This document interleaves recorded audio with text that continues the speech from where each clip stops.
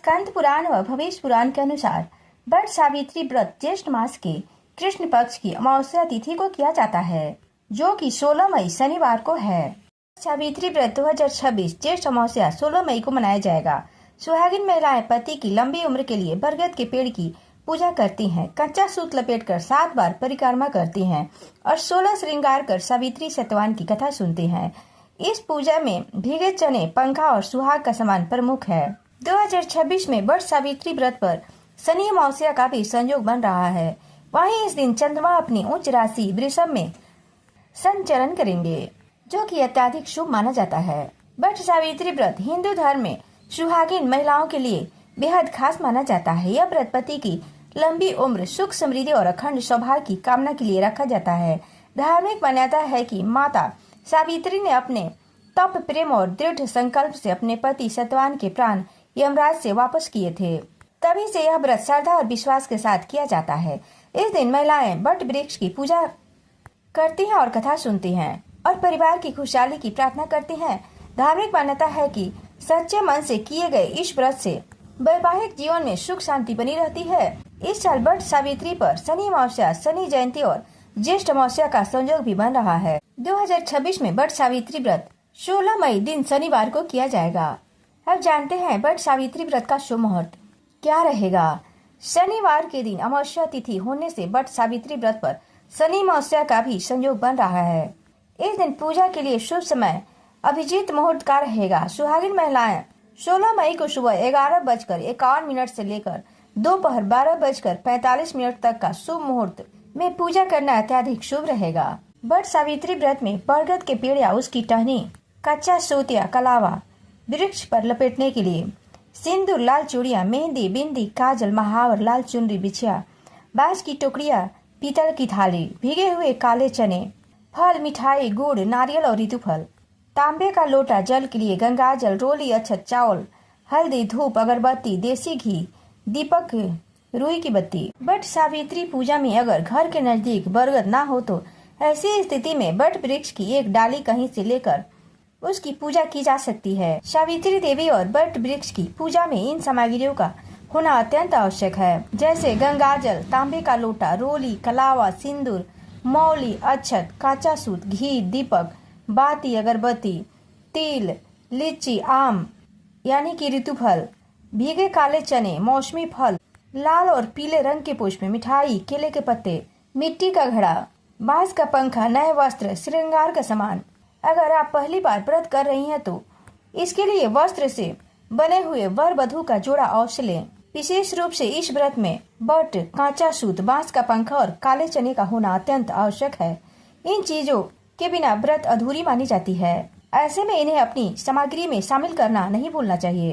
इस दिन सुहागिन महिलाएं 16 श्रृंगार करके अपने पति की लंबी आयु के लिए वट सावित्री का व्रत रखती हैं। धार्मिक मान्यता है कि इस व्रत को करने से वैवाहिक जीवन सुखद रहता है और जीवन में सुख सौभाग्य की प्राप्ति होती है।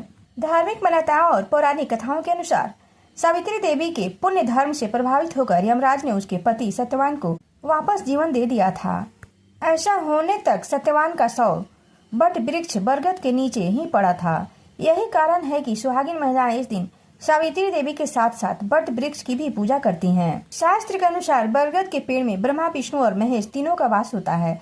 ऐसे में इसके नीचे बैठकर पूजा और परिक्रमा करने से मनोकामनाएं पूर्ण होती हैं।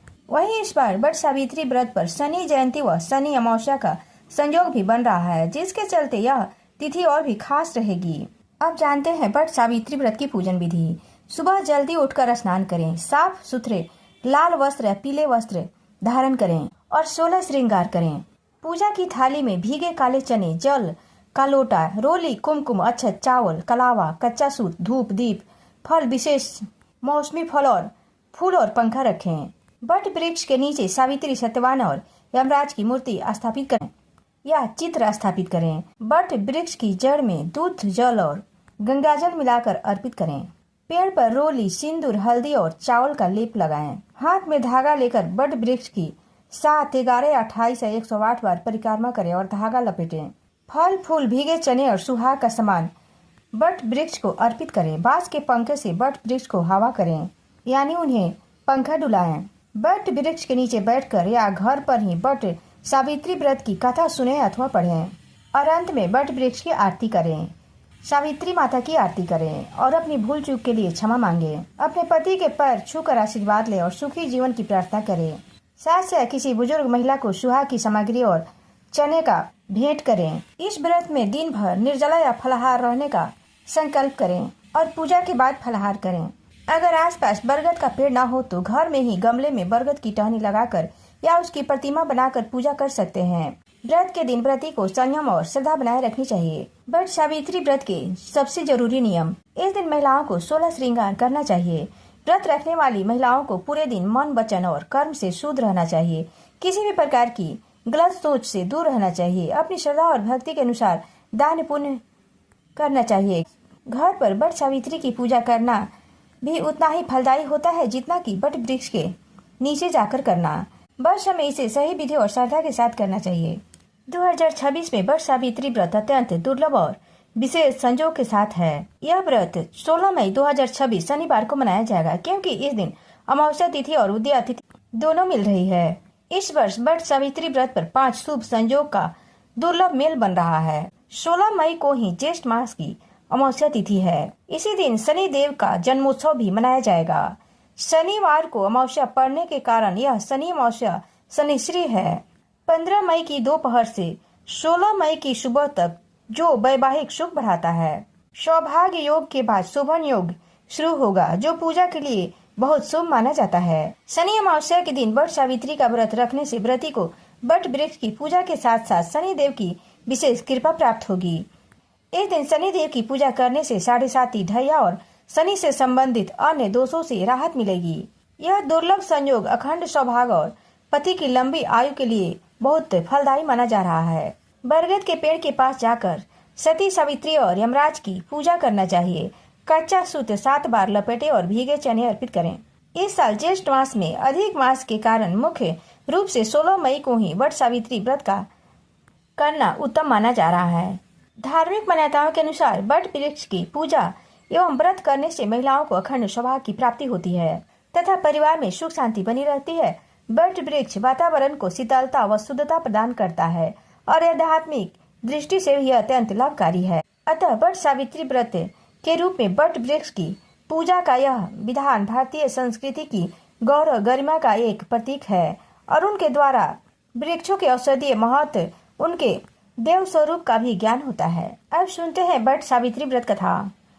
भद्र देश के राजा अश्वपति की पुत्री सावित्री ने शाल्व देश के राजा धुमत सेन के पुत्र सत्यवान को पति के रूप में चुना जो वन में रहते थे। नारद मुनि ने सावित्री को बताया कि सत्यवान अल्पायु हैं तथा उनकी शादी के ठीक 1 साल बाद उनकी मृत्यु हो जाएगी, लेकिन सावित्री ने सत्यवान से ही विवाह किया। जब सत्यवान की मृत्यु का समय आया तो सावित्री भी उनके साथ वन में गई। बरगद के पेड़ के नीचे सत्यवान के प्राण निकलने लगे और यमराज उन्हें लेने आए। सावित्री यमराज के पीछे पीछे चल पड़ी। यमराज ने उसे वापस लौटने को कहा, लेकिन सावित्री ने अपने पतिव्रता धर्म का पालन करते हुए यमराज से वरदान मांगे। अंत में सावित्री ने अपनी बुद्धिमानी से यमराज से अपने लिए 100 पुत्रों की मां बनने का वरदान मांगा। यमराज ने तथास्तु कह दिया। चूंकि पति के बिना पुत्र की प्राप्ति असंभव था, इसलिए यमराज को सत्यवान के प्राण वापस लौटाने पड़े। सावित्री वट वृक्ष के पास लौटी जहाँ सत्यवान का मृत शरीर था। सावित्री के सतीत्व के प्रभाव से सत्यवान जीवित हो उठे। यह व्रत वैवाहिक जीवन में सुख, समृद्धि और अखंड सौभाग्य का प्रतीक है। इस दिन बरगद के पेड़ की पूजा, परिक्रमा और धागा बांधने की परंपरा है। अगर ये वीडियो पसंद आए तो चैनल को सब्सक्राइब और वीडियो को लाइक, शेयर अवश्य करें।